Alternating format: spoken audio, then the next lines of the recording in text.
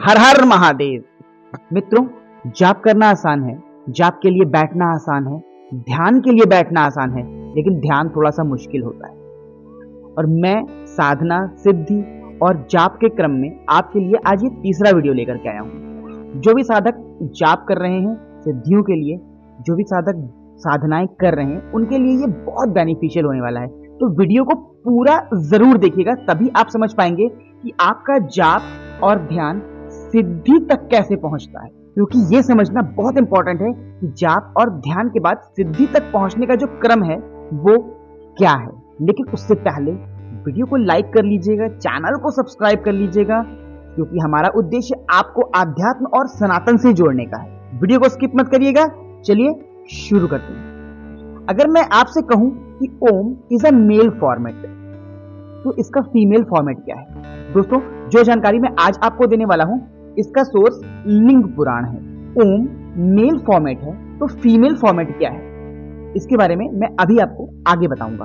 ओम प्रणव है, सृष्टि का आधारभूत, दुनिया का पहला मंत्र, शिव साधना के लिए सबसे उपयुक्त मंत्र।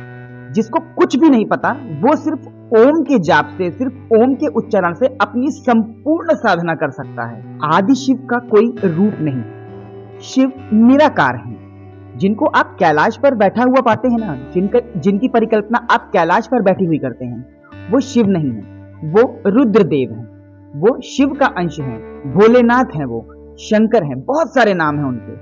वो शिव नहीं है। शिव असल में निराकार हैं, जिनका कोई स्वरूप है ही नहीं। सृष्टि का तालमेल बना रहे, इसलिए निराकार शिव ने अपने आप को 3 मूल स्वरूपों में स्थापित किया, ब्रह्मा, विष्णु और महेश। ये जानकारी शिव पुराण में बहुत ही इजीली अवेलेबल है। 3 मूल स्वरूप तो शिव के आपको पता चल गए, लेकिन उनका जो प्रथम स्वरूप आता है वो आता है लिंग स्वरूप, जिसको निराकार स्वरूप भी कहते हैं। और जब पहली बार लिंग प्रकट हुआ, तब उसके साथ प्रकट हुआ ओम उद्घोष।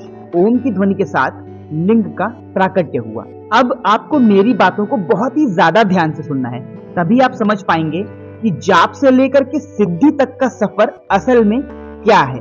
ओम शिव का स्वरूप है, मतलब ओम परमेश्वर का स्वरूप है।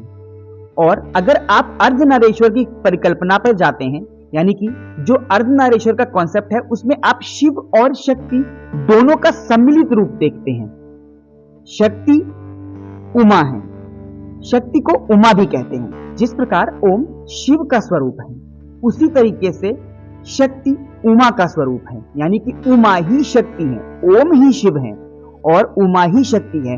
ओम में आकार, उकार और मकार सम्मिलित हैं।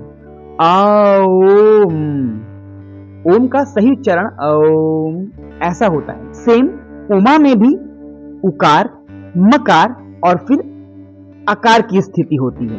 उमा ही मूलाधार चक्र पर सुप्त अवस्था में रहती हैं, यानी कि स्लीपिंग पोजीशन में, और शिव समाधि की अवस्था में सहस्त्रार चक्र पर। ध्यान दीजिएगा, Uma is in sleeping position and Shiv is in samadhi position. Uma मूलाधार चक्र पर और शिव सहस्त्रार्थ चक्र पर। अगर आप सोचेंगे तो अब आप ये जान पाएंगे कि मूलाधार प्रथम चक्र है और सुप्तावस्था यानी कि जो नींद है वो ध्यान का प्रथम चरण है। ध्यान के शुरुआती दिनों में ध्यान लगाने की कोशिश में साधक नींद में चले जाते हैं। ध्यान की प्रथम अवस्था में एक ही स्थान पर, एक ही बिंदु पर अपने आप को केंद्रित करना होता है। जब कोई एनर्जी एक ही जगह पर केंद्रित होती है, यानी कि जब कोई एनर्जी एक जगह रुकी हुई होती है, तब उसे कहते हैं स्थितिज ऊर्जा, इंग्लिश में स्टैटिक एनर्जी।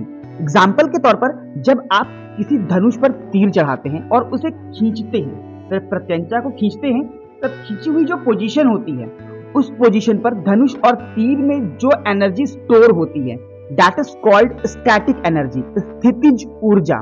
और जब वो एनर्जी रिलीज होती है, तब वो कन्वर्ट हो जाती है काइनेटिक एनर्जी में, मतलब गतिज ऊर्जा।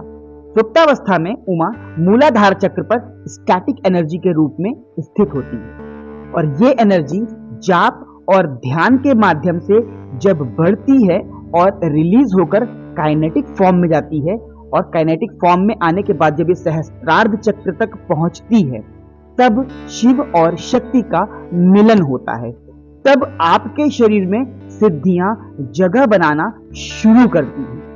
सहस्त्रार्ध चक्र पर शिव काइनेटिक एनर्जी के रूप में विद्यमान है, मतलब गतिज ऊर्जा, क्योंकि समाधि ध्यान का अंतिम चरण है।